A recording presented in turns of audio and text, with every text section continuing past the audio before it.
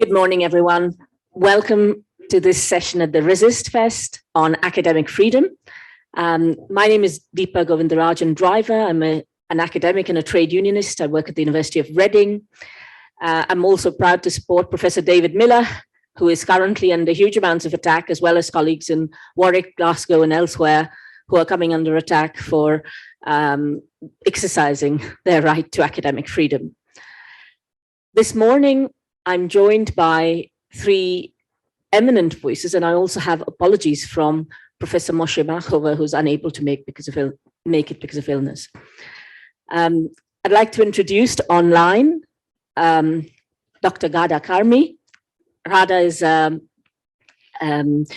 Palestinian doctor, someone who's devoted her career to supporting the Palestinian cause, and has also been very influential in influencing academic thought in relation to standing up to Zionist oppression.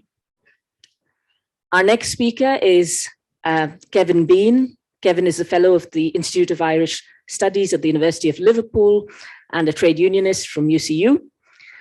And the third speaker is Mike Cushman. Mike calls himself a jack of all trades. He is known as chair of Free Speech on Israel and as a JVL activist who is busily handing out JVL stickers. So if you'd like one, please take it from Mike so he can have access to his spare room. And I'd like to start by asking Kevin if he would say a few words about academic freedom, please. Over to you, Kevin. Thank you, Deepa. Pardon me, sorry.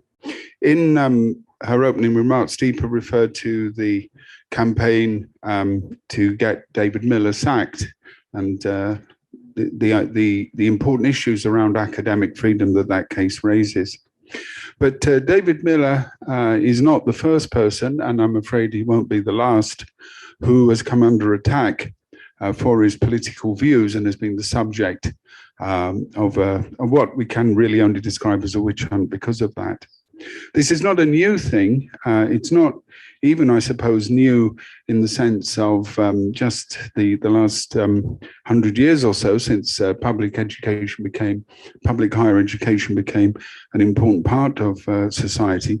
But indeed, in many ways, it goes back into the history of the universities, particularly in Europe, and particularly the battle to free knowledge from both the state and, I suppose, in the very earliest period, the church. So in many ways, what we're talking about today is really quite a fundamental part of the history of developing progressive and socialist politics. And indeed, it's a very central idea about freedom of debate and freedom of expression. And we've seen plenty of that at the conference this week, that elementary democratic freedoms have been attacked. So I want to put it in that wider historical context. But I also want to perhaps bring it up to date and really the sort of things that have been happening in the last 20 or 30 years. And I know that Mike is going to talk about the question of free speech on Israel and so forth, but really in a wider context, attempts to limit political and social discussion, both in the universities, but perhaps more widely than that. And that often turns around the sort of themes of culture wars, the attack upon political correctness, wokeness, and cancel culture, all the sort of things that if you're unfortunate enough to read the Daily Telegraph or the Daily Mail, and I read them so that you don't have to, you will find these sort of phrases all the time. And this sort of atmosphere, which I think in many ways originates in the United States, or certainly takes its cue from things in the United States, has really then become really quite extensive in this country, but also more widely in Europe. Laws on Holocaust denial, laws that prohibit criticism of Israel in many European states now really do stifle political discussion on the Middle East. So this is not some sort of rarefied topic. And it's very easy to perhaps say, oh, academics have, feel themselves rather privileged. It's a rather sort of abstract discussion, because in the universities, we often see ideas which start to develop, then start to extend into wider society. So universities should, and I hope that idea is even extended, should really have an important role in public debate and in political debate.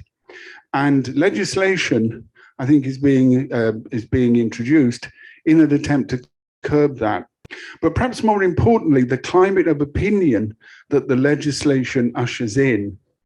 Now, I'm going to talk in particular about the new higher education legislation, the bill that's currently under discussion.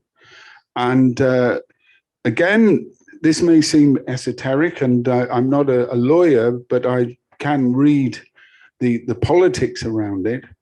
And this is, I think, an attempt to limit areas of political and social criticisms in universities. It doesn't work, I think, essentially in the way of specifying areas that can't be discussed. And indeed, if you look very closely at the Act, and it's still under discussion, you will actually see that many of the legal remedies and the legal structures are actually fairly arcane. And in fact, they would, I think, be quite difficult to implement, or at least you could foresee my learned friends getting a lot of money out of a series of cases linked to that. But what law does, I think, is not necessarily to prohibit, but to restrict and frame a particular type of debate. So that, for example, it establishes a climate about what you can and can't do. It introduces a sort of number of grey areas. And again, how many times in the Labour Party have we heard these sort of arguments around the law about what is lawful, what it is, what isn't? And it brings in a degree of ambiguity, I think, into discussion.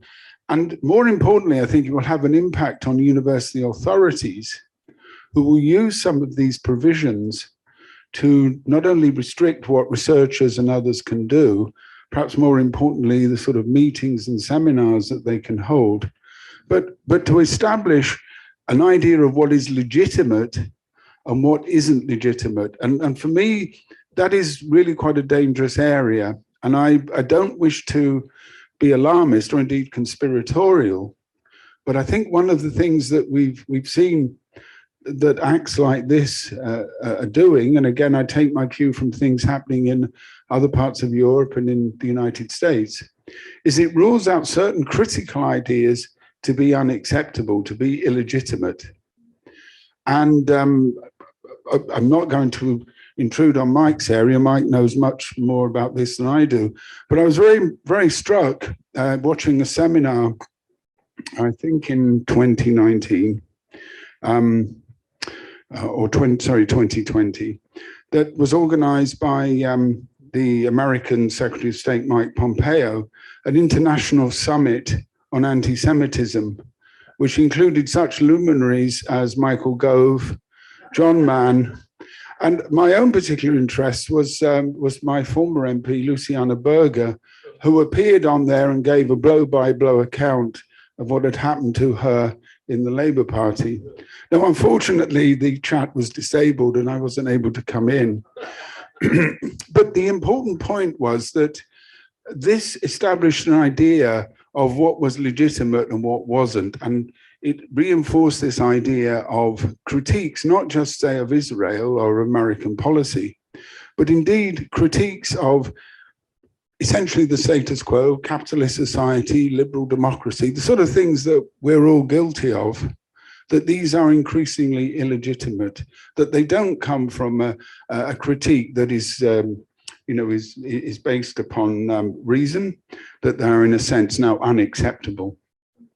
So I think that this debate about academic freedom, about academic research, is really quite central and shouldn't just be left to academics, shouldn't be just left to the trade unions, and it shouldn't just be presented, and we shouldn't allow the right to present it as sort of privileged academics who are sort of defending their territory, that these are people who have a cushy life. I'm afraid, far too many campus dramas and, Oxbridge set films have given this idea that our major decision of the day is which side to pass the port on. These are quite serious issues, and, we should take them up. I'll just perhaps return from the general now to the more specific on the legislation. This is largely drawn from the consultation paper, and it has been debated, but I'm not quite sure the stage. It will probably be coming up again shortly. And it draws upon an argument about promoting, this is interesting, about promoting and securing freedom of speech in universities. And this is already enshrined in law in the Education Number 2 Act of 1986, and it's section 43, which actually says that there is a statutory duty within universities to secure and promote freedom of speech. Now, the way that the government proposed to do this is to establish a director of free speech.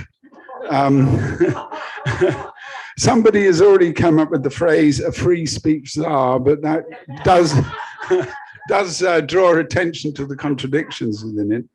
And this director of free speech will work within the Office for Students, which again is another regulatory body which lays down all sorts of regulations about what universities should do in terms of value for money, freedom of speech, curriculum, and so on. It's all a very familiar regime. We're all very familiar with these types of regulations. What this free speech czar will do will to deal with complaints about violations of free speech, and it has powers to sanction universities and other degree awarding bodies. This power already exists, so that if a university doesn't uphold its duties in this regard, then it's degree awarding, which is essentially its raison d'etre, or at least it's income generation raison d'etre, which of course is the vital thing nowadays. That's another topic altogether. Now, it proposes then that the regulations of the conduct of universities in this area to quote tightened up, and that an agreed text about freedom of speech, about what can and can't be said, should be inserted into university regulations. Quite how that will be sort of enforced again is left fairly vague, and I think deliberately so. But perhaps more importantly, student unions, and again, these are bodies which have a very unclear relationship, or at least they have a certain contradictory relationship, will also be directly regulated. Again, this ambiguity goes in terms of their sort of legal status as both charitable bodies, but also as bodies that represent students who are both sort of independent from universities, but also, in a sense, part of them as well. But there is in there a new legal area which I did have to look a little bit more at, which is to create a new liability against universities for violations of free speech. And these are a number of claims that can be made, say, for damages, or indeed, in some cases, defamation claims around reputational damage. In other words, a lot of work for me learned friends, but also a number of bureaucratic and legal entanglements that might encourage prevention of certain discussions taking place. Now, I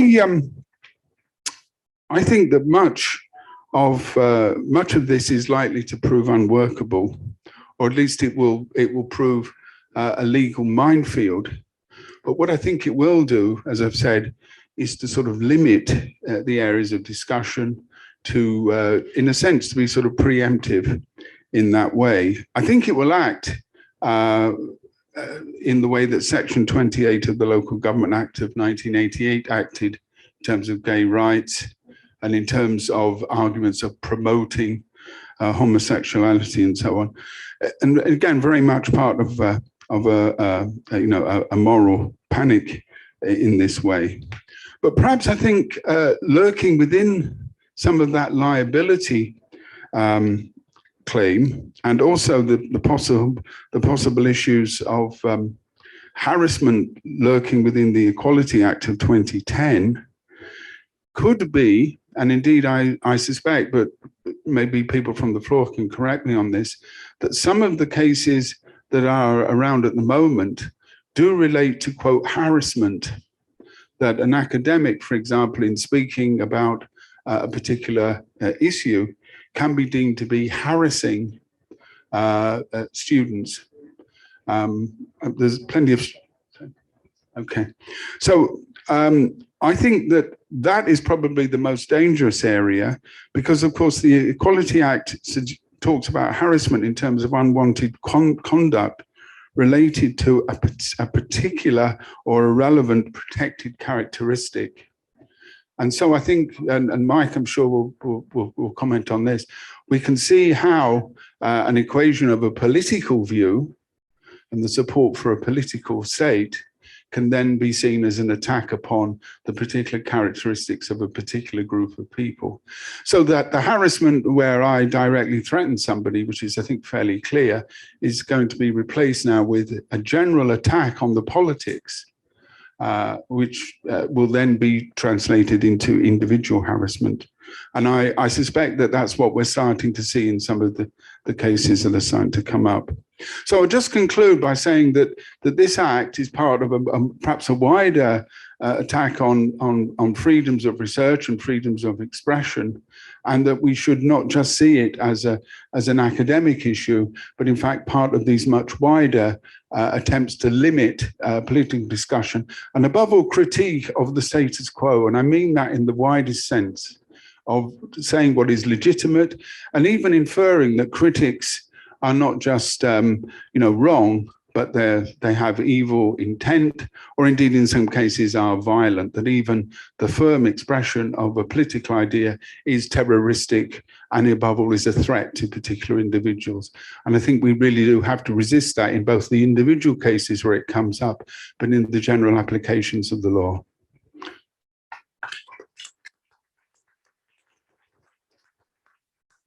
Thank you, Kevin. I'd now like to invite Radha Karmi. Radha, over to you.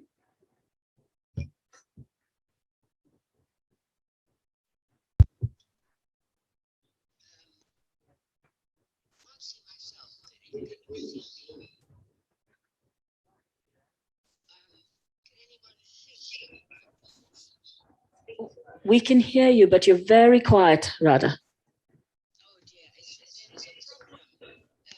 Okay. Okay, please.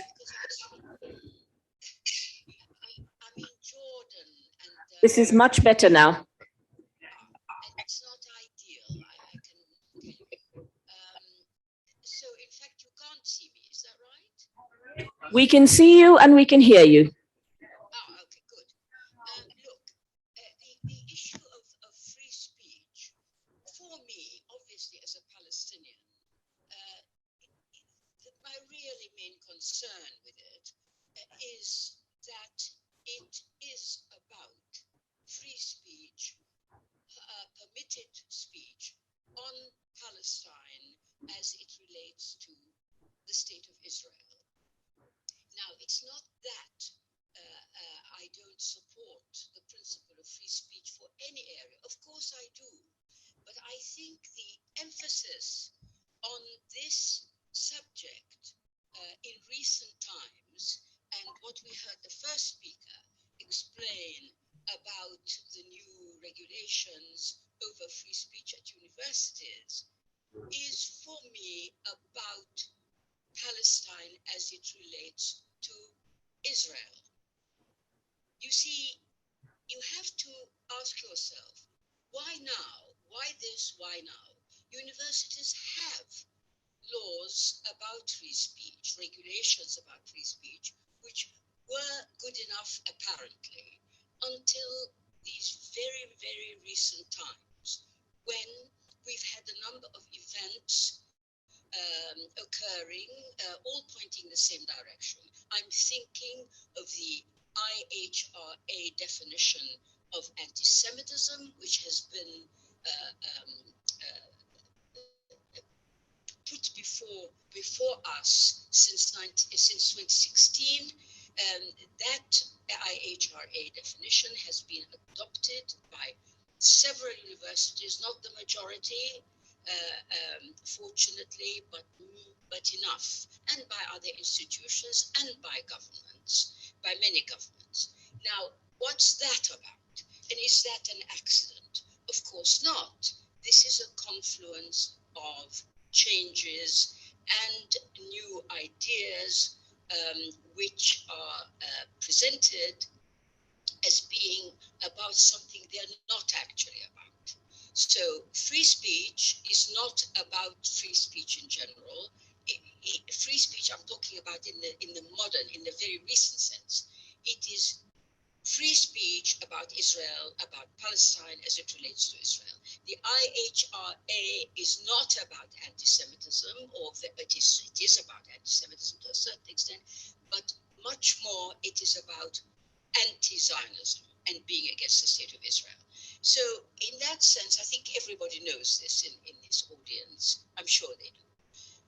But for us Palestinians, these changes and the question of free speech is very sinister because we have a very long experience of being silenced, of our concerns of no importance.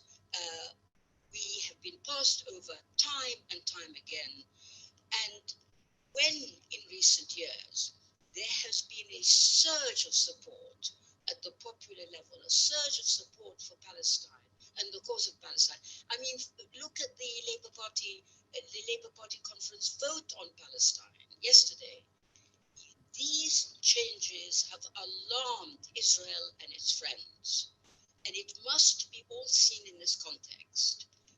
For Israel, these changes are unwelcome. These pro-Palestinian solidarity groups, movements are very, very unwelcome.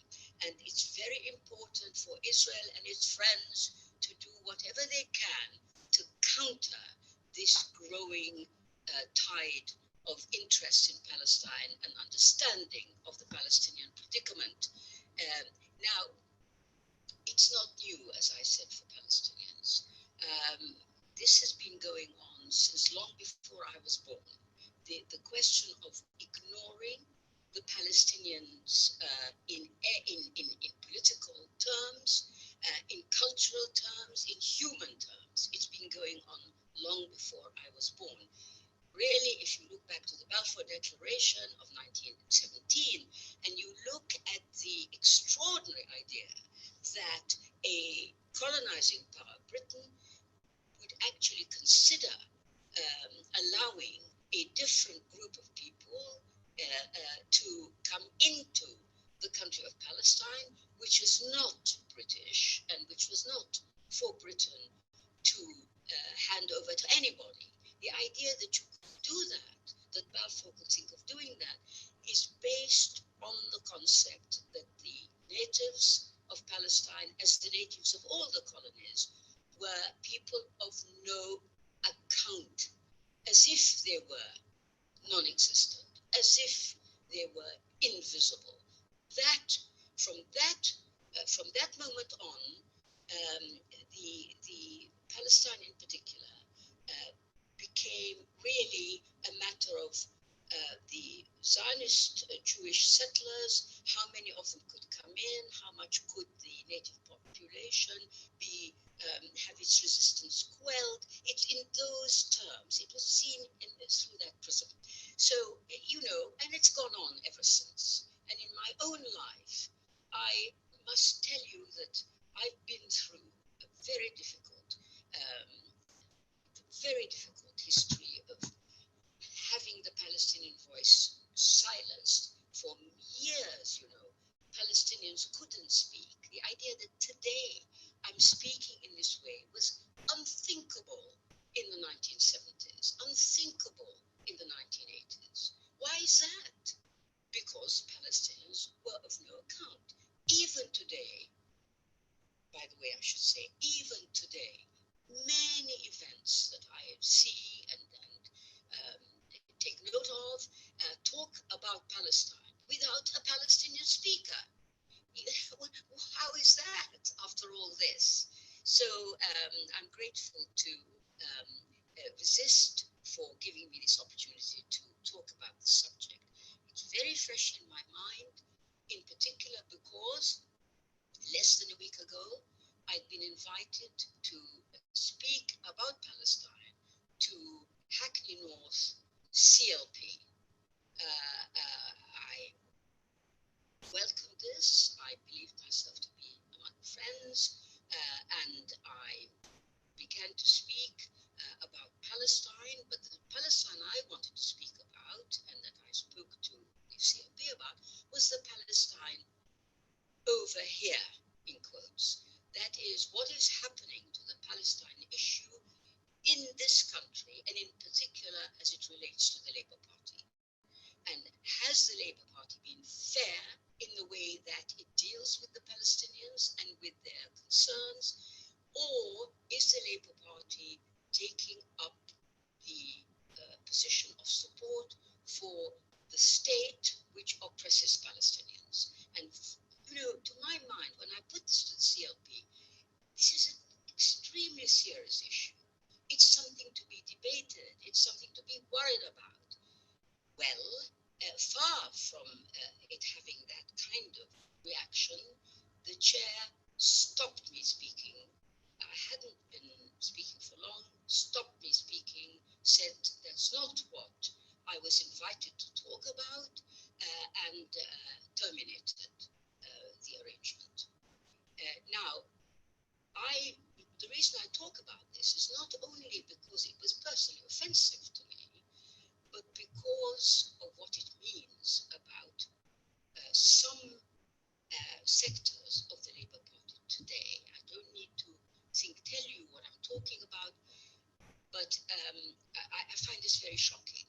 And I tell you, the thought that was uppermost in my mind when it happened was, how could it be that after all these years, when our voice as Palestinians was not heard, it was suppressed, how could it be that in 2021, when we thought our voice was being heard, we are given platforms, we do get our pieces and articles published, how can this be happening again?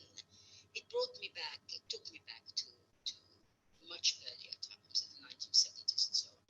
Anyway, I don't want to take up too much time, so I want to make a few points, which I think really are important.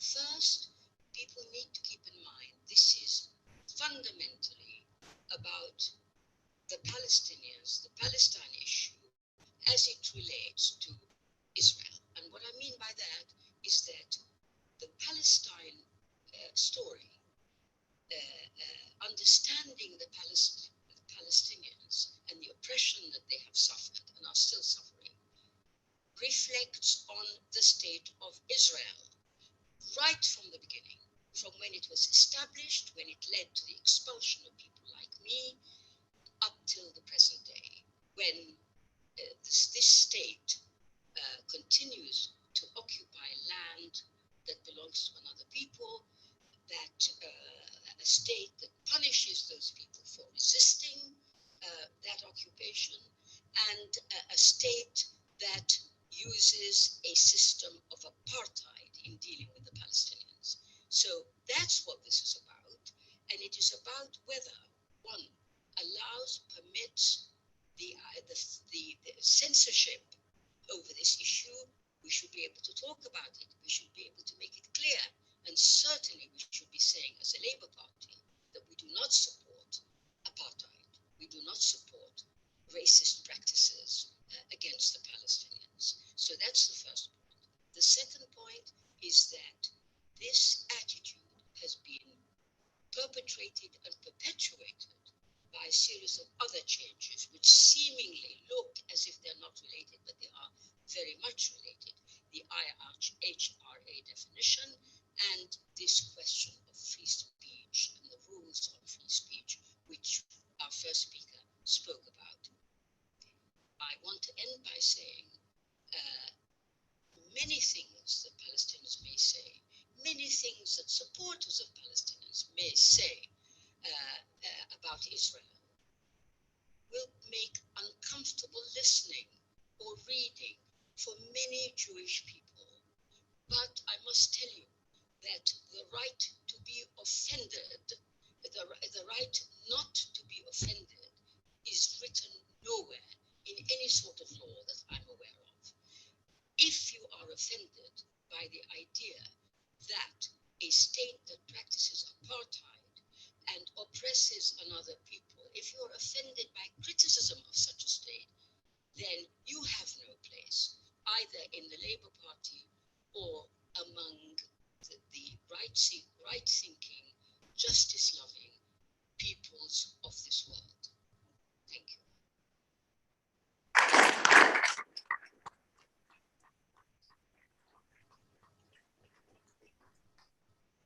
Thank you, Radha. And of course, a very timely reminder of the fact that we have just passed a motion at the Labour Party conference calling out the apartheid practices. But also, no, I guess from this room, I hope I speak on behalf of others when I say that a huge message of solidarity to you in relation to the way in which you were treated, because this is clearly not something that any of us would want to countenance in any segment of the Labour Party. Thank you.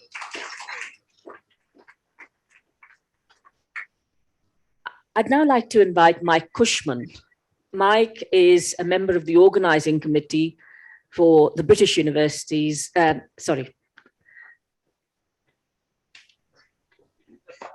beg your pardon. British Committee, I beg your pardon. British Committee for the Universities of Palestine. And he's the chair of Free Speech on Israel. Mike is also a long-standing trade unionist and a lifelong Labour Party member. We're very glad to have him here to talk about some of the key issues he sees as a trade unionist and as a member of the Labour Party. Mike, over to you. Thank you. I'll try and fill in some spaces that the previous two speakers have left me. I shouldn't need to start by saying this, but I have to in the current environment. Anti-Semitism is dangerous to Jews and corrupting of society. That's axiomatic, but not everything flows from that. The people seem to argue flows from that. And the question is always why it seems to attract disproportionate attention compared with other forms of racism. But attention is concentrated on what they call new anti-Semitism, not on the Nazis and others who threaten the safeties of Jews and others. What's a new anti-Semite? A new anti-Semite is a critic of Israel, often also called a left anti-Semite. These things seem to flow together, that only the left seem to have a concern for human rights and morality. Well, that may or may not be true. Now, managing the frontier between academic freedom and controlling the harm of hate speech is never going to be easy. It's tested people of far superior intellect to mine over many generations. But we have to negotiate our way through it. And also it is important to distinguish between academic freedom and the general right that we all have as citizens of freedom of speech. We cannot develop knowledge if people are scared of where their research might lead them. And that's the principle of academic freedom from Galileo onwards, that looking into things that might disturb the powerful is necessary if we're to understand our world better. And of course, the planets do move. I mean, we see it now, not just in the area of anti-Semitism, but increasingly about critical race theory. Now, you may or may not think that critical race theory is a good analysis of the world. That's irrelevant. It's a serious intellectual endeavor which should not be ruled out by fiat from either research or teaching. As Rada was saying, we have to distinguish between offense and harm. I rarely get through a day without being offended by something that Boris Johnson or Priti Patel or somebody else from the Tory party has done. That's my fate in life. I have no redress against that apart from political organization. That's separate from harm. And it's not just conjectured harm, it's immediate threats of harm that must be outlawed. And those are the limits on free speech and on academic freedom. Now, as my previous two speakers have indicated, much hangs on the infamous International Holocaust Remembrance Association, Alliance rather, working definition of anti-Semitism. Now, we have to ask, of course, what the working definition of anti-Semitism has to do with the Holocaust, and that connection itself requires teasing out, but I'm not going to do it here. Kenneth Stern, the principal author, is ensnared in the quagmire of academic freedom himself. He's a Zionist committed to the Israeli project, but also a firm believer in academic freedom. And he is oppressed by his own golem. Like many golems, they run out of control and consume the originator. I think Mary Shelley had something to say about that. Frankenstein, tomato. Anyway, what is the IHRA working definition? 38 words. We argue about that because there's some hyphens in it. But I say it's 38 words. Anti-Semitism is a certain perception of Jews which may be expressed as hatred towards Jews. Rhetorical and physical manifestations of anti-Semitism are directed towards Jewish or non-Jewish individuals and or their property, towards Jewish community institutions and religious facilities. It's ambiguous in meaning and application. This brief definition is, as two leading QCs in very detailed legal opinions have said, pointed out, it's not a definition because of its indeterminacy and ambiguity. Amazingly, discrimination, according to the IHRA, is not anti-Semitic. How can you have a definition of anti-Semitism that doesn't talk about discrimination against Jews? I really find it mysterious. It's not legally binding, they say it's not legally binding, but proponents try to give it the status of law. You know, statements of ministers have performativity, you know, whether they're by Joe Johnson, Theresa May, Gavin Williams, their endorsement sequentially and each in a stronger form. And it's rolled out by overt threat to funding and reputation and by coercive guilt tripping. Many organizations have passed it because, not because they think it's a good definition, but because they think it would signal that they're tolerant of anti-Semitism if they don't pass it, and they've been guilt tripped into accepting it. There are, of course, not just the 38 words, but 11 definitions, 11 examples. Famously, 7 of the 11 examples refer to Israel.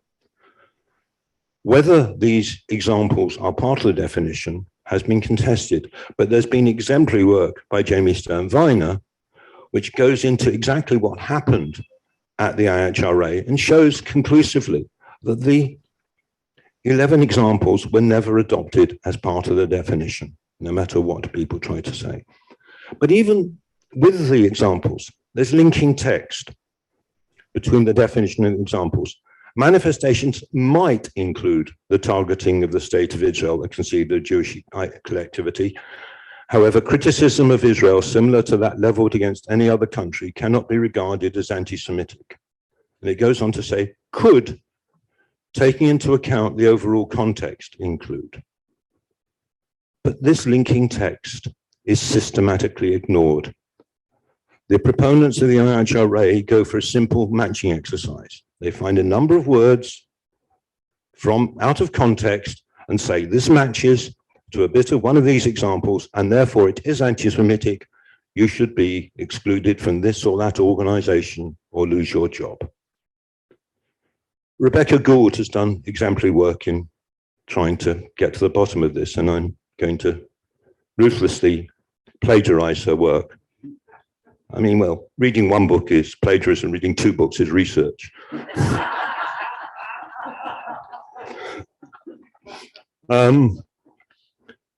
Rebecca shows how the definition has been used to abrogate free speech by various political and advocacy bodies, including the Israeli embassy, which has lobbied for the repackaging of events in ways that better suit the interests of the Israeli state.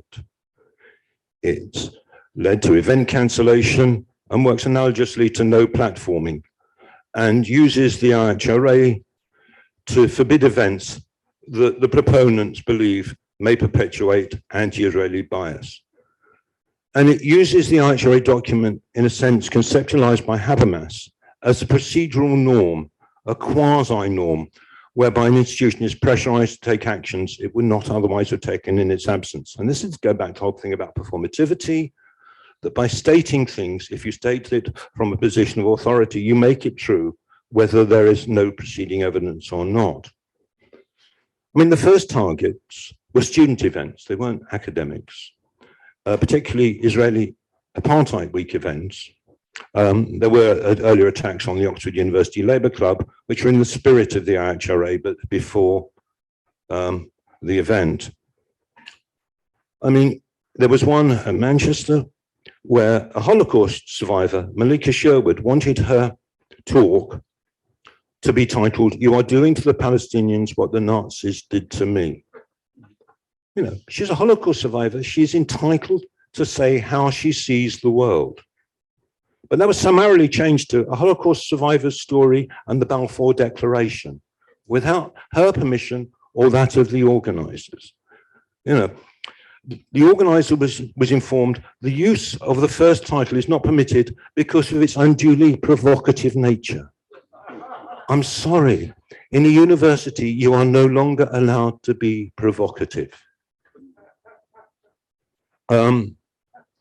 Of course, you know, we've got the apartheid word now, and the Labour Party, as of yesterday, talks about apartheid Israel. The consequence of that, of course, is that the Labour Party will have to expel itself tomorrow.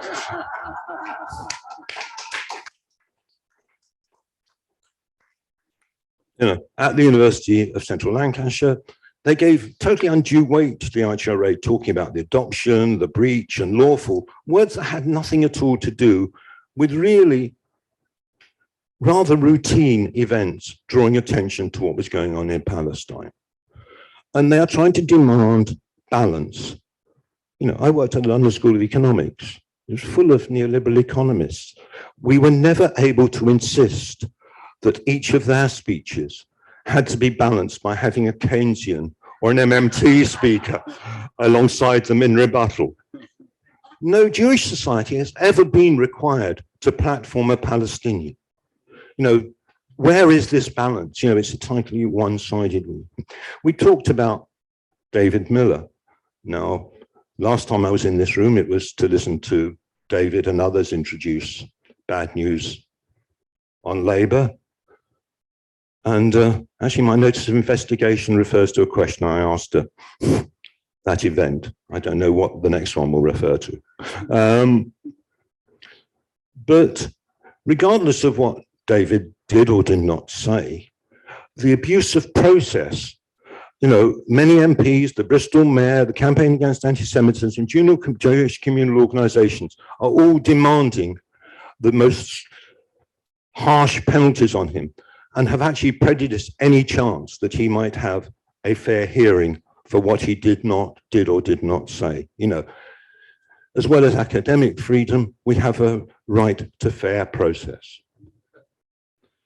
We have 4 University of Warwick faculty, 2 of them professors, who have been taken through disciplinary proceedings this year based on allegations by ex-students solely from searching their social media. All were acquitted, but external complaints are now being brought against a further 8 staff. You know, this is a trawling. I mean, there was a fight back, and a really good one. I mean, concerned faculty members required an requisition an extraordinary university assembly, and the 200+ members who came voted overwhelmingly for a motion the IHRA definition should have no place in Warwick's disciplinary process. It should have no place in anybody's disciplinary process because it's such a poor document. You know, another professor at Leeds has been tried, again acquitted, but the fact that people are acquitted doesn't get rid of the chilling effect, the harassment that people get, the fear of actually saying what their research has led them to understand about the world. I mean, Rebecca, in her paper, talks about the treatment she got herself when she got her post, and how there was a campaign to get her thrown out of her job. You know, so Eric Pickles told a journalist the article was one of the worst cases of Holocaust denial he has ever seen in recent years. In fact, it wasn't about the Holocaust. Didn't stop Eric Pickles, of course. Most recently at the University of Glasgow, student publication, eSharp, put in a peer-reviewed article in their journal. And it had a defamatory preface slapped on it by the university administration to again suggest that this young, early career academic was not fit for purpose. You know, this has a real effect upon people's lives and careers. And will the next person be willing to write a challenging article? The advocates of the IHRA hope not. I hope that our young colleagues are more robust. We've just had at the University of Manchester, in their Whitworth Gallery, who put on an exhibition by forensic architecture. Forensic architecture, of course, who were Turner shortlisted for their exemplary work on showing how the IDF covered up the killing of Yaqub Musa with the fiction of a terrorist attack. You know, that's good enough for the Turner Prize shortlist, not good enough for the University of Manchester, who insisted a balancing text be put in the foyer so people were inoculated against the harm they might see from viewing this academic research. Actually, the text that was submitted by a local Jewish communal organization was so piss poor. I mean, I could have written something better in my sleep that I think it would have only strengthened FA's case. But we do not need these definitions. We have an Equality Act 2010 that spells out how to deal with racism, how to deal with religious intolerance. We have now the Jerusalem Declaration on Anti-Semitism, authored after a long and painful process. I mean, I talked to some of the people who wrote it. 200 mainly Jewish scholars of anti-Semitism who came up with a definition: anti-Semitism is discrimination, prejudice, hostility, or violence against Jews as Jews or Jewish institutions as Jewish. I think that's a much better definition, but it still evades the point. We shouldn't be doing this by definition. Now, if your university is trying to get the IHRA and you cannot just get the whole thing closed down, getting them to adopt the JDA instead is a good fallback position, but it is a fallback position. Where we've seen staff involvement, like at Brighton around the corner, at UCL, and had debate involving the whole of the academic staff, they've overwhelmingly rejected the IHRA. It's been introduced in dozens of universities, almost entirely by management fiat, without any consultation as a done deal. But what we are seeing is that academics know far more about academic freedom than those who have the privilege of managing us. Staff value academic freedom. Our managers value academic balance sheets. But it's even worse than that. The genie is out of the bottle. Other groups are saying, if there's a working definition on anti-Semitism, why not restrict free speech on other areas of race and religion? And so we're getting working definitions of this or that, threatening our ability to speak about this or that.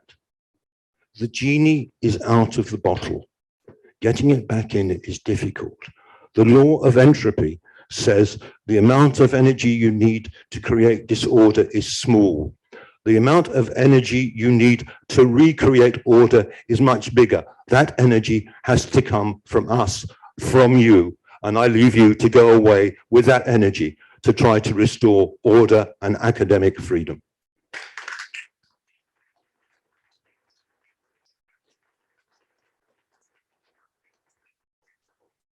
Thank you, Mike, for that thoughtful and inspiring contribution.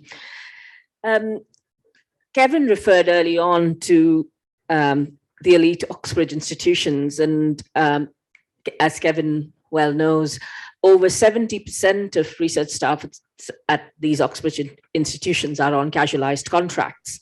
Across the Russell Group, about 27, the last figures I saw, about 27% of staff are on casualized contracts and a huge lot more on open-ended contracts. At the heart of this is of this scourge of casualization, which means that staff cannot have a settled life anywhere. Many of my colleagues are working in multiple institutions, say Liverpool, Manchester, somewhere else, are unable to start a family. I have colleagues who have been on casual contracts for 14, 15 years. So it's not just young people who are cutting their teeth in the system who are on these kinds of contracts. A number of people who have huge amounts of experience and huge amounts of value to the institution are in such contracts. What's also really frustrating about these contracts is the effect they have on censorship and self-censorship. Because if you know that your contract is due to be renewed in 6 months' time, and you know there are certain topics that they don't want you to talk about, or you know that student satisfaction scores determine whether you will be re-employed, these have a huge effect on the quality of the relationship that our university staff have with students and the dynamic of education. The idea of education in the public interest and universities serving that public interest through allowing all of us, staff and students, to engage in conscientious citizenship within a democracy is something that has been let go of. These have, I think a lot of this has to do with the way in which university governance is now structured. At many universities, including mine, many of the principles that were enshrined in the statutes have now been moved into HR policies, which can be changed at the whim of a new HR person or a new vice chancellor. Many of the councils are staffed by the buddies of the vice chancellor who have no interest in challenging him, but are looking for the next peerage and the movement into the House of Lords, or the next contract to build new shiny buildings on the university campus, or the next contract to take a consultancy contract to tell us what our students want from us, which isn't new shiny buildings, I can tell you. At this point, I'd like to throw the floor open to questions and comments from the audience, because I see a number of people here who have themselves put themselves on the line, and in terms of their own lives and careers in challenging some of the, and Mike was right to make the distinction between free speech and academic freedom, but of course these bleed into each other at various points, and it's important that we talk about these together. I'll start with the lady here, and then I'll come to the gentleman at the back, and then yourself. If you'll just bear with me 1 second, we'll try and get a mic across to you so that those who are online can hear you. And if you could please let us know if you're addressing your question to a specific person or if it's for the panel. I am particularly concerned about the use of what the new buzzword of being unsafe, and how this unsafe has been co-opted by students and politicians. You mentioned that terribly unsafe Luciana Berger, terrified, I understand. But this is really frightening because it's being used by certain students in a very political way, students who have really no idea of what unsafe means. In the Palestinian context, it has a total different meaning to what anybody in the universities in this country, any of these students who now claim to be unsafe, have no concept of what Palestinian mean and understand as being unsafe. And that I found deeply troubling, and it should be challenged and highlighted at every level, because it's an ignorance that can be scary and frightening and will in many ways harm our society, harm our Labour Party, harm our country, because it gives a terrible image. And it is also something I would like to say about the latest move yesterday, this wonderful declaration about apartheid. I took all the newspapers this morning, all of them, and there's not one word, except, of course, from the Morning Star. It is chilling. It is complete misrepresentation of what is happening in the Labour Party conference. And it's an insult to all those delegates that sat there and raised their hands, an utter insult. And the fact that Starmer and his sidekick are kind of attending to dismiss it is an even greater insult. And I hope tomorrow morning here and among Brighton and Stowe that everybody raises that red card because it deserves to be raised. Okay, that's all I have to say. Thank you. Thank you. I think that was as much a comment as it was an invitation to the speakers. Before I do, I just wanted to suggest that perhaps it is not just students who use the term unsafe, and it is staff as well. And I think there is a great danger. As a trade unionist, I worry, and I'm glad my union takes a strong position on this, that we pass off academic freedom as this argument between students and staff, when actually it is something which is often coming from externally and is not really one that pits students against staff. But I'll leave the eminent panel to respond. Yeah, I mean, it's where I was trying to get to about this balance between academic freedom, offence and harm.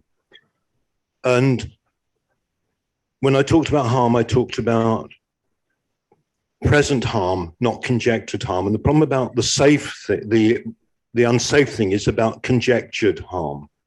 Now, there is a point at which conjectured harm becomes real harm. I mean, I'm not saying I know where the line draws, but I can see the line is drawn too far towards preventing speech rather than preventing harm. The Indie had something on it online yesterday. I don't know if it was in the paper today, but the Jewish press is fulminating against what happened yesterday. You can probably write the headlines yourself. But the area I don't want to get into is the area of the trans rights, which is where this is coming up most. And this is difficult territory for me as a heterosexual male, cis male, but it is an area where people on all sides are producing great harm to themselves as well as harm to others. I mean, and that's what worries me about the anti-Semitism in another dimension is the way that many of the most vocal advocates of the IHRA make Jewish people feel afraid when they don't need to be afraid, and reduce the quality of life of many Jews in this country by making them feel unnecessarily scared. And that is a sin. You know, it's not us who actually make them frightened. It's the people who misrepresent what we do who make them frightened, and they should be charged with responsibility for that.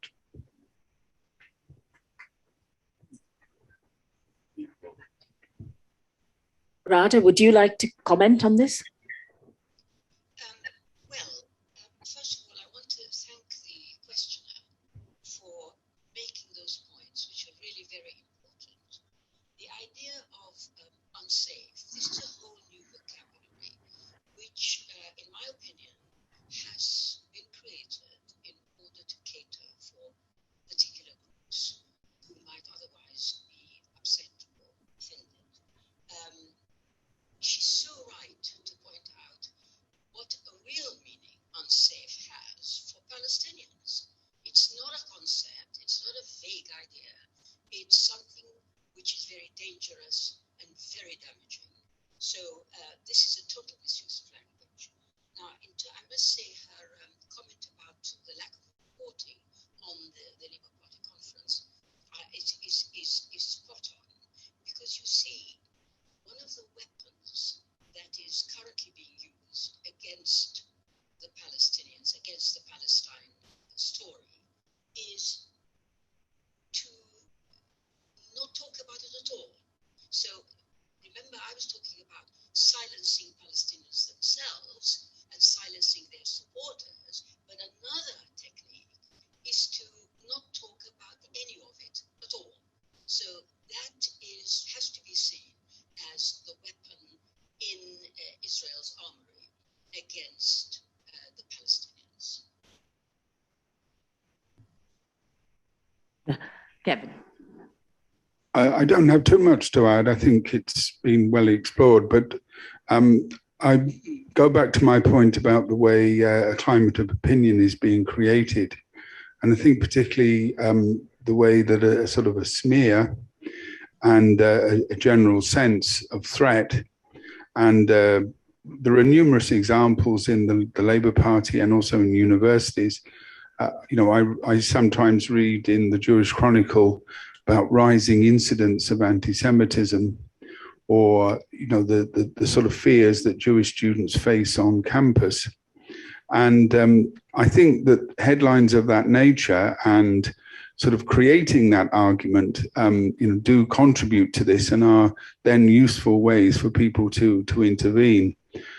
I think the idea of external pressure in universities, again, I think this is now fairly well established.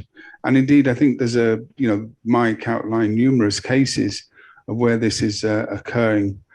And in particular, I think the argument that Jewish students, by any visible signs of Jewishness, Jewish religion, Jewish culture, and so forth, are ipso facto under threat. And so I think the question of critique and political debate then becomes elided into this idea of safety and threat.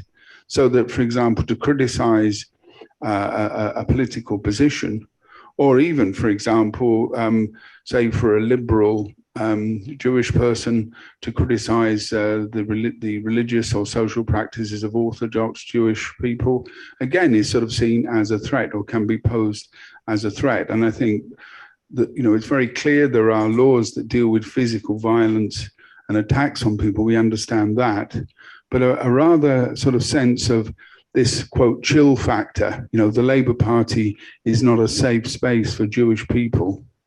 Those sorts of arguments, I think, are very strong. And of course, if they're endlessly repeated, they then become part of the common sense. I think it was referred to last night in a Defend the Left meeting, and it was something I do want to just sort of repeat, the way that it became part of the common sense, so much part of the common sense that comedians could make jokes about the anti-Semitism in the Labour Party. And it then became so well established, of course, all Labour is anti-Semitic. That then became a sort of a topic for a joke.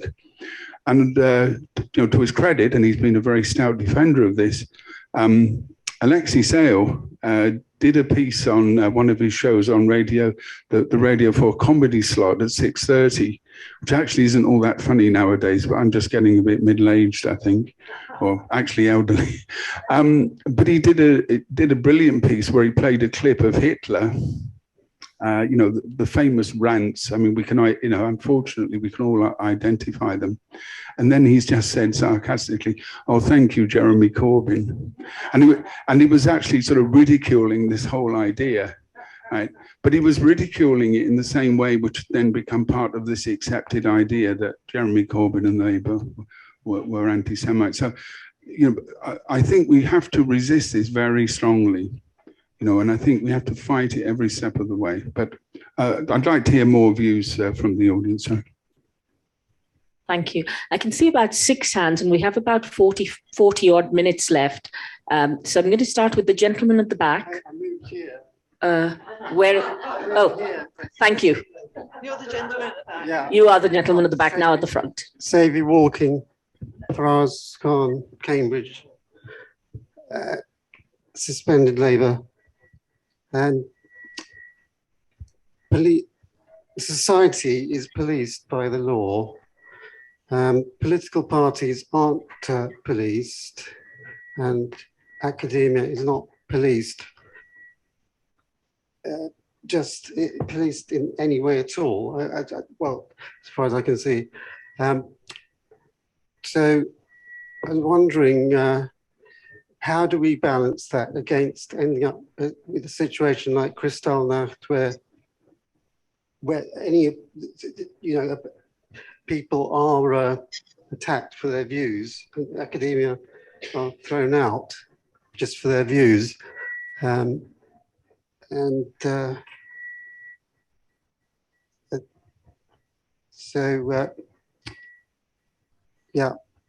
I think that's all I have to say. Thank you, Faraz. Could I take another question if that's okay? Yeah? Yeah, comrades. It's not new, is it? It's not new. This has been going on for hundreds of years. Anybody who threatens the status quo, anybody who threatens the capitalist class can get sidelined, punished, killed. It's happened to millions of us communists, Marxists, socialists throughout history. And to get back to this free speech in universities, I am not unique. Well, I'm the only Dave Hill in this room, but I'm not unique. But I have been moved on in school teaching and in universities, and as a professor, I've been moved on from 5 of my jobs because of my trade union activity and because of my political activity. At the last one, from Anglia Ruskin University, they accused me of setting up a revolutionary cell. If only. and I was sacked and dismissed.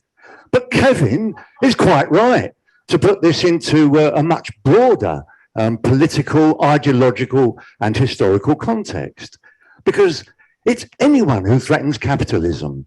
And it's happening in the school curriculum, the teacher education curriculum. That was one of my dismissals.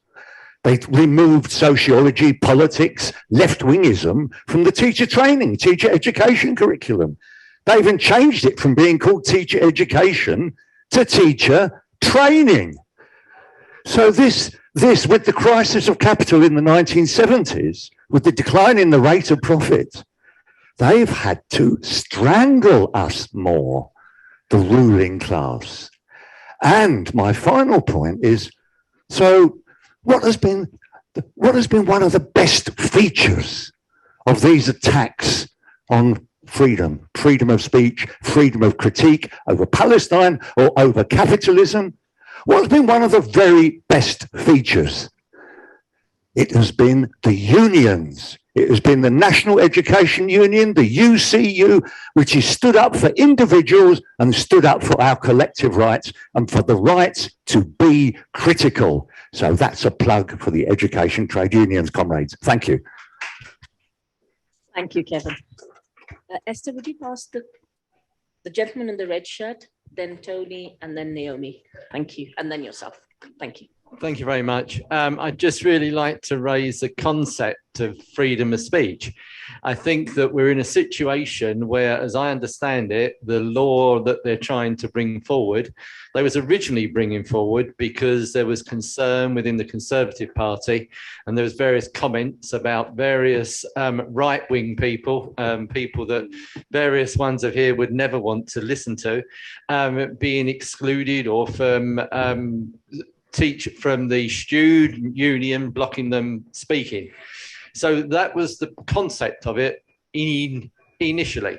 And I think we are now in a very strange position where we have a law that is being brought out to protect freedom of speech, and they're going to appoint somebody to protect freedom of speech. And on the other hand, all they're really doing is to protect the freedom of speech that they want to hear. So I think the problem is, what is freedom of speech, and how do you protect it in a way that you can protect all freedom of speech without protecting one at the expense of others? Thank you. Could I pause at that point and just take any comments from the panel on any of those three contributions or questions? I didn't sense a question in some of them, but if there is something we haven't picked up, I'd be grateful if the panel could comment. Is there something you would like to add? Radha, did you want to add anything, or? Only really to one of the questioner talked about Kristallnacht, and I honestly don't know how such a thing came into his mind when we're talking about the subject that we're talking about. And this worries me because it means that analogies with the Holocaust and the oppression of Jews in Nazi Germany, it's almost, it's to the fore. It's actually not really relevant to the debate we're talking about. Mainly, I hoped in my speech that I would concentrate minds on the Palestine issue, not because I'm so partisan that I can't talk about anything else, but because I really genuinely think we have to see through this, that it is actually about Israel and the Palestinians. And if we talk about that, it seems to me that it would be more useful than dragging up memories, horrible memories of things that happened in Nazi Germany. Thank you. Mike? Yeah, and thanks for picking up on the Kristallnacht reference. I didn't quite understand the point that was being made. I mean, but about unsafe, I mean, one of my jobs as membership secretary of JVL is I get all the letters from Jewish socialist members of the Labour Party who have quit the party in their dozens because they no longer feel it's a space where they can exist. You know, it's a party that doesn't represent their values, that they want to get out before they're dragged through some horrendous disciplinary mechanism for actually speaking how they see the world as Jews within the Labour Party. Now, that's the people who feel unsafe in the Labour Party now. Thanks, Mike. Tony? Yeah, well, firstly, I'd like to say that we are actually in a new era in the sense it's widely becoming accepted now with the Human Rights Watch and the B'Tselem reports that Israel is an apartheid state. And I think that's actually a great advance.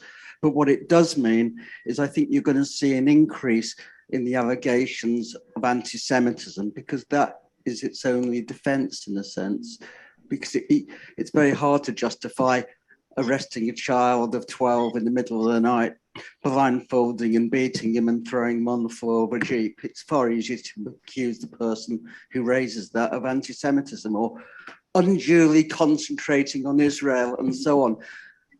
But the other manifestation of it is that Israel is a settler colonial society, and it's not the only one. Now, how do settler colonial societies historically, South Africa in particular, but not just South Africa, defend themselves? Well, they do it because they develop a certain psychosis in which they are the victim. They're siege societies. I mean, I can remember white people in Rhodesia, one woman on the radio literally saying that she was going to be murdered in her sleep now that the blacks had taken control. This is the kind of mentality that feeds down into the idea that you're unsafe.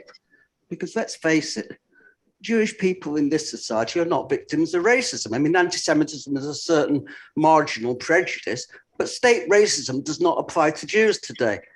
I mean, if I drive in a car, I'm not likely to get stopped because I'm Jewish.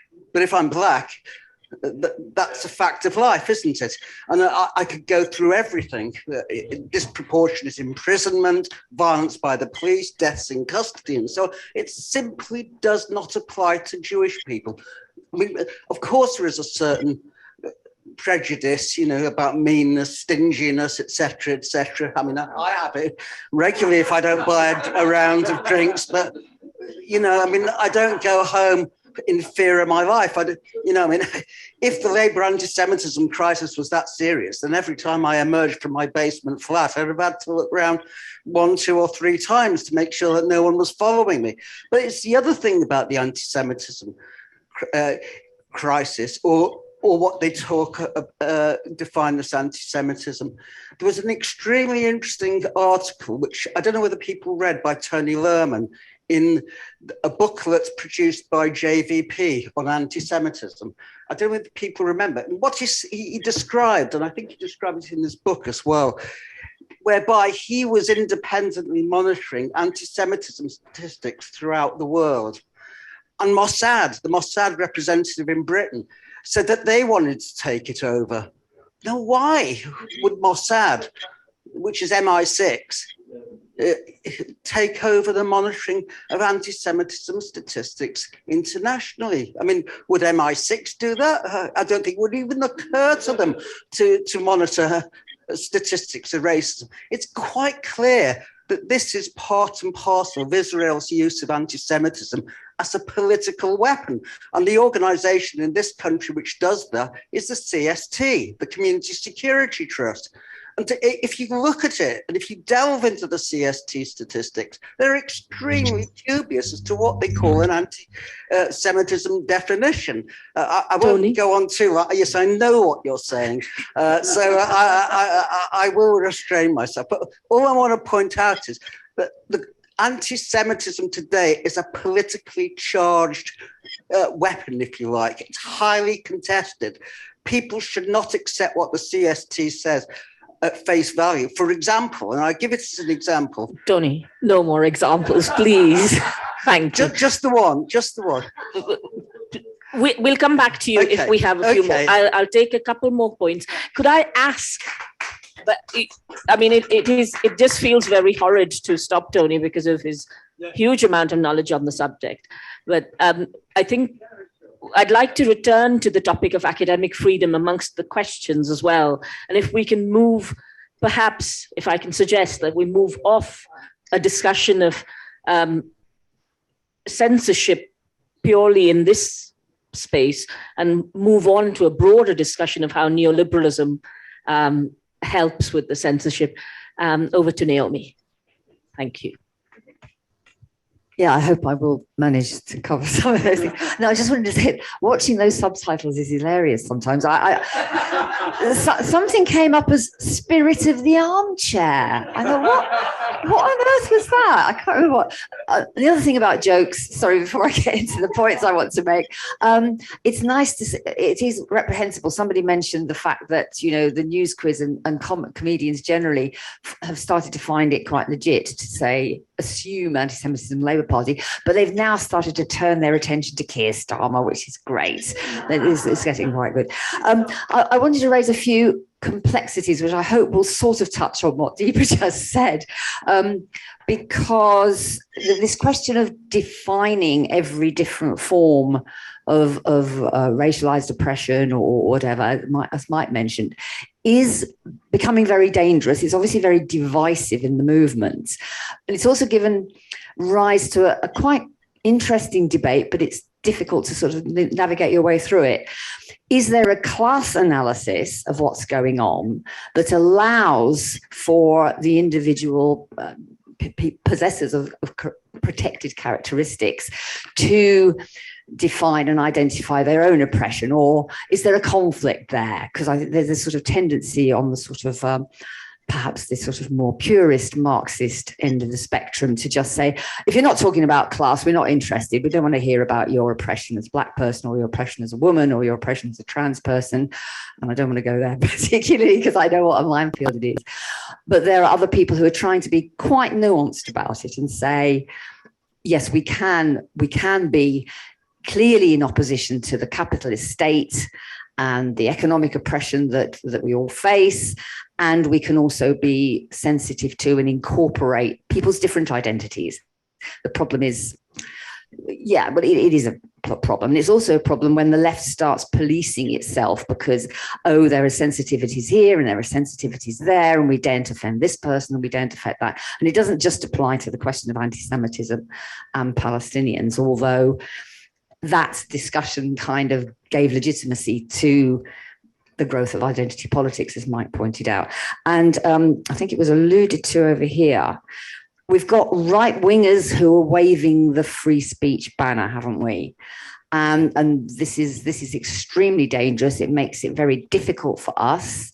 I think some of the arguments of feminists who have their questions about the way the trans rights movement is evolving are in danger of not being co-opted as campaigners, but as their ideas being waved around as if they were part of a neoliberal sort of free speech argument. It's really complicated stuff. And then you get some people who are saying, we're not allowed to speak up for British values anymore. And British values are getting written into guidance for teachers. There was a session in The World Transformed yesterday where a young teacher explained about this. So I'd just like to hear people's reflections on all these complexities, which make it even harder for us to fight back than it already is. Thanks very much. Thank you, Naomi. And Esther, if I may, I'll take your question or comment alongside that and then get the panel to respond. Or would you prefer? And I know Faraz wanted to write a reply because he thought he was misunderstood. So okay. Shall I do mine first? Yes, please. Okay. Thank you. Yeah, Naomi picked up a couple of the points I was going to make, actually. And I just wanted to ask the panel about cancel culture from a student perspective, and whether you feel that it fits into the same analysis that Dave has described and you've described, Deepa, as the new neoliberal consensus or neoliberal monitoring of acceptable views. And then the second question I was going to ask was about the role of the unions in this, because I have observed UCU involvement in a number of these things, including in David's case. And my perspective on UCU is that they do seem to be taking, in some instances, a political perspective rather than a principled perspective.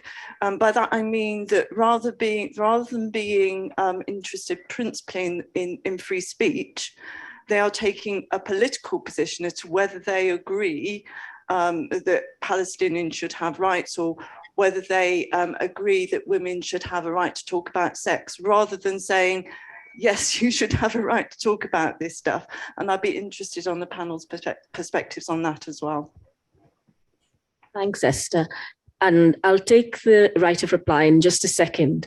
If I may, I'll just respond to that very specifically about UCU. And I don't speak on behalf of UCU or indeed my university today. I'm speaking in a personal perspective, but I am a member of the NEC of UCU. And our supreme decision-making body is Congress and conference. And unlike Keir Starmer, we try and take that seriously. And we don't try to rig it. Well, as far as the right can be controlled, that is. But I do think that on academic freedom, UCU has taken a very strong position. I do think this strong position relates to our recognition that the reason managers can police us is because of the way in which higher education has been reformed and the way in which fees have been brought in. As fees have been brought in, students have been changed from being students to being consumers. And education is no longer a public good. education is seen as something that can be bought and sold at the gate of the university, and a degree is granted. And this is particularly true of colleges as well, because you can see across colleges where many of my colleagues are working very hard and being treated exceedingly badly, except when we stand up and fight.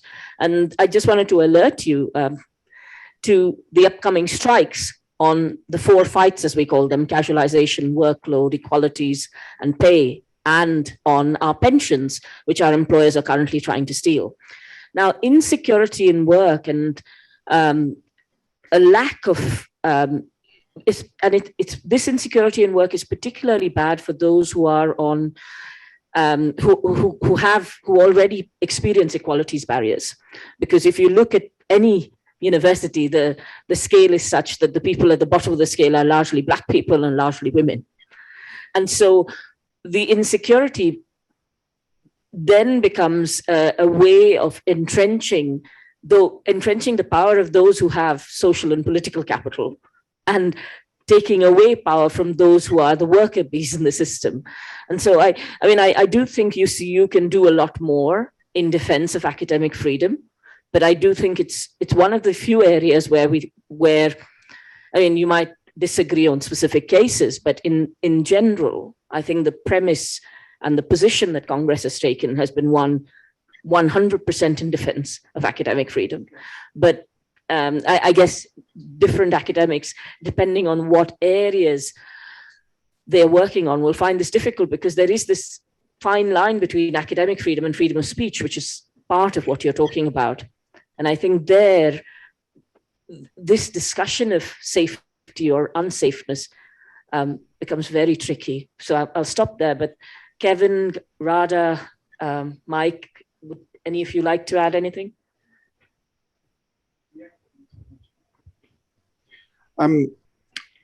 I think we're starting to get to some quite important areas here, and particularly on the issue of whether there are limits to free speech. And as comrades in the room now, we've debated this on several occasions. Might be good to have another set too now. But I think that the only just talking about you, Tony. But quite seriously, I think the only position that can really be upheld is a fairly absolutist one, because I think the problems that Naomi referred to there on particular types of oppressions and particular protected characteristics, those laws and those approaches have increasingly been used, as we all know. Laws before that were designed to deal with all other oppressions are now being used increasingly against us, so that the weapons of the left, if you will, are now being deployed by the right. Many of the arguments that, for example, Gavin Williamson uses are really taken straight from some ideas which are really now quite strong on the left. So I think an absolutist position of defending academic freedom and freedom of speech is really the only consistent one, because when we start to police those boundaries, we then, in a sense, allow or give authorities, indeed others, not even the state, but just bodies of opinion, the right to lay down those definitions. And I think that has been a danger, and we can see that certainly in the legislation. I think Tony's point about the politically charged weapon is a very important one, but it not only represents an attack, it actually gives us an opportunity. And I think there's been more discussion on Palestine in these last few years as a result of those attacks than there has been before. So, and I'm not saying that's necessarily a good thing in the sense of, it takes an attack to wake people up, but it does give us an opportunity, I think. And I think many comrades, much more ably and much more effectively than I, have taken that opportunity. Naomi referred to the subtitles, and actually I think the spirit of the armchair is actually in some ways the spirit of the academy, and that's partly a joke, and it is in a way a little self-dig about the even the word in common usage, academic, is often, well, it's a nice theory, or the chaps are sitting, and it's always chaps, of course, sitting around in the common room discussing ideas. But I think increasingly those ideas can't just be confined to universities, and indeed the battle to defend the rights of research and discussion, are being under threat across wider society. So I think that we have to get up out of our armchairs, and I think many people do. I think that's a gross slur on academics, that they are just, quote, academic. Many of them are very active, and that they're very active in the public realm. But I think it is a warning to us that if we regard this as just a peripheral issue, then I think we will find all sorts of restrictions. Those won't be legal restrictions. I'm not predicting, for example, that we will we will get clear regulations on what we can and can't teach, except that in schools, the national curriculum does do a lot of that. When I was a school teacher for a number of years, and I taught all sorts of things which nowadays would put me in the revolutionary cell category that David Hill talks about. Our own school days, we all remember, and maybe university days as well, we'll remember, sometimes the eccentric teacher or lecturer who nowadays would not find a place. And that's not just a sort of career structure, that's not just bureaucratic curriculum setting. It's actually, I think, an important part of this regulation and control. And we're all making this point that if we give ground on one area, then that's, developing the cliche, that's the thin end of the wedge. They will come in much further. And as I said, when you read accounts, say in the Daily Mail, that are using the language of protected characteristics and taking many of the gains of oppressions and using them against us, we can see the dangers there. But it is a wider debate, and I think it deserves, in a way, a further discussion, which I have had with comrades in this room, and I'm sure we'll have some more. I think I'm less of a First Amendment absolutist, Kevin. I think these areas require us to manage them and not to run away from them. The limits have to be very tight, but I'm not having a Nazi speaking in my university without contesting it. That's why I was talking about the question of immediate harm, not conjectured harm. And having a Nazi speaking is an immediate threat to the Jews, to the black people, to the women who I work alongside. I think Tony's wrong. This isn't unusual, of course. What he does minimize is there is a real physical threat to people who are visibly Jewish, to Hasidic brothers and sisters, and even to people who wear a yarmulke.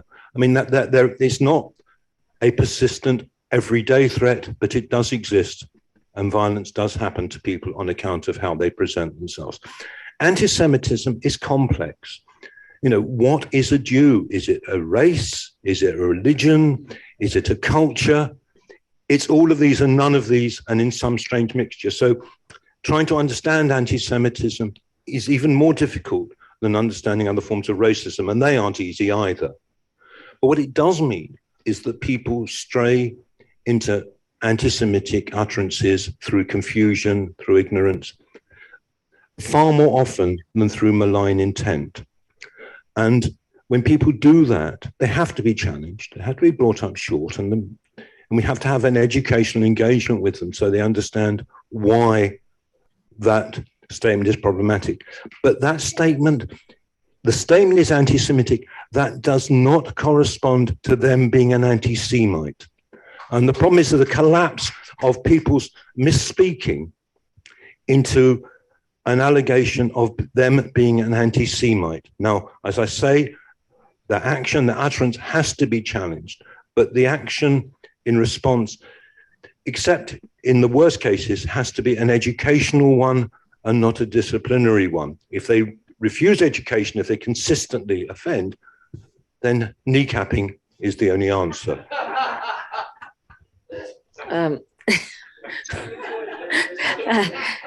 Perhaps as chair, I should say Mike is wrong there. But on a more serious note, I think I disagree with Mike in that Kneecapping by due process. No, I disagree with Mike in terms of limits, because it is not clear who is the arbiter, whether it's Keir Starmer or David Evans. Well, I think depending on who the audience is, the lines for arbitration can change, and that's what makes it a difficult space. But before I go back to Radha for her final comment, I believe the gentleman in the checked shirt wanted to have a right of reply, and then perhaps, oh, yeah, because I think Radha was responding to your point. So if you would like to. Hello, yes, in the effort to be succinct, we are often misunderstood. I was trying to draw an ironic parallel between us becoming a racist apartheid state, where academic books were burnt in Kristallnacht, as I understood it. I'm not a historian, but that's what I was taught at school. Sorry, that's the problem. Kristallnacht wasn't about the book burning. That came much earlier. Oh, right. Kristallnacht was about a vicious pogrom, murder of Jews, destruction of their property, and humiliation of Jews. So, I mean, don't use Kristallnacht. Book I burning do was a separate apologize. thing. I'm not a historian.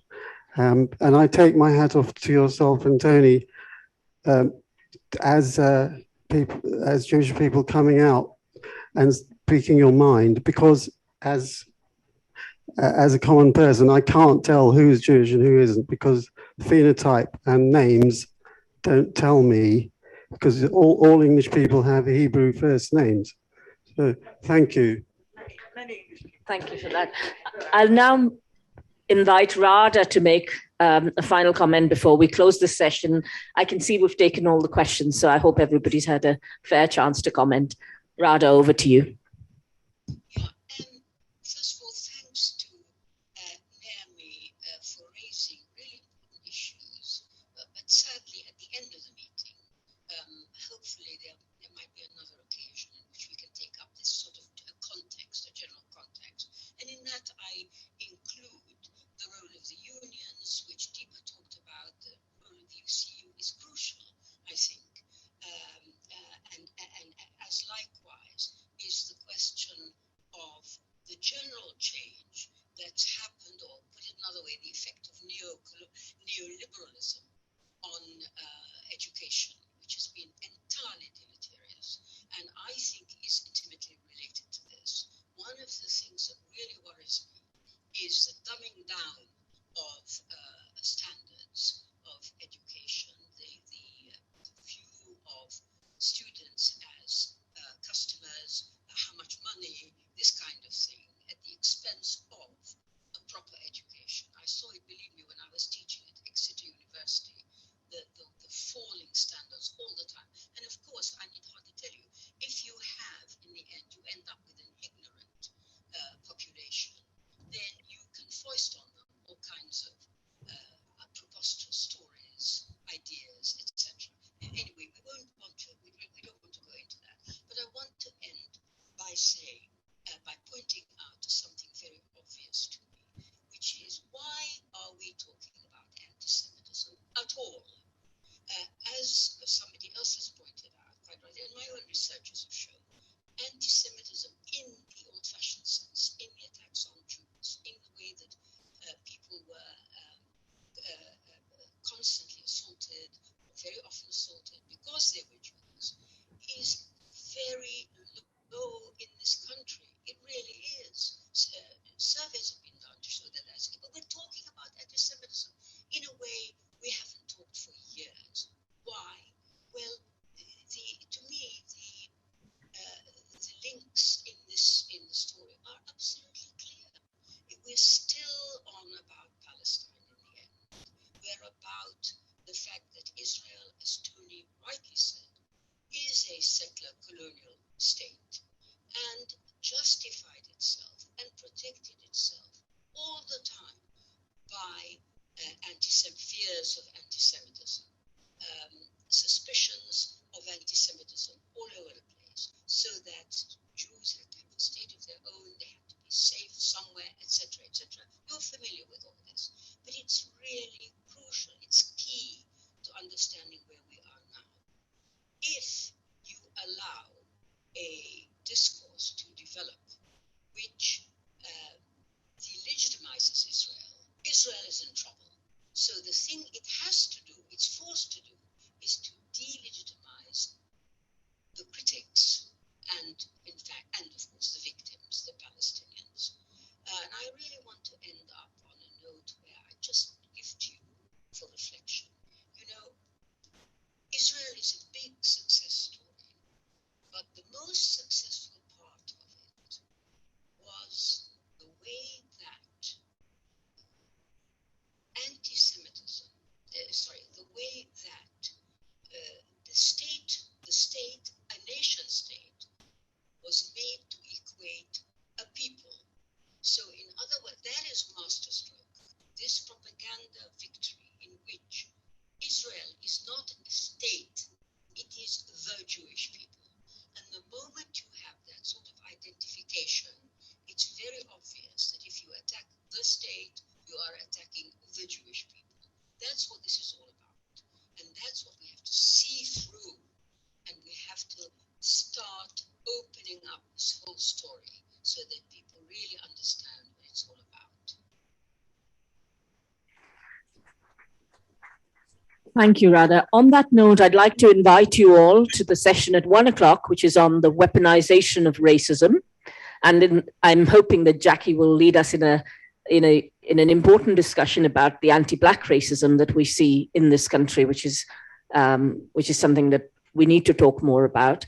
But I'd like to thank you all for your various contributions. I'm hoping that although some of you may not have been able to say everything you wanted to say in the room, we will have more discussions over coffee. And I'd like to thank Radha, Kevin, and Mike for their contributions. If you would give them a round of applause, please. And I'd like to thank you all for being here today. If you'd like to make a contribution, I'm told that there are buckets available where you can make a small donation towards the costs of the event today. Thank you. Aren't they allowed to make a large donation? A large donation would be very welcome.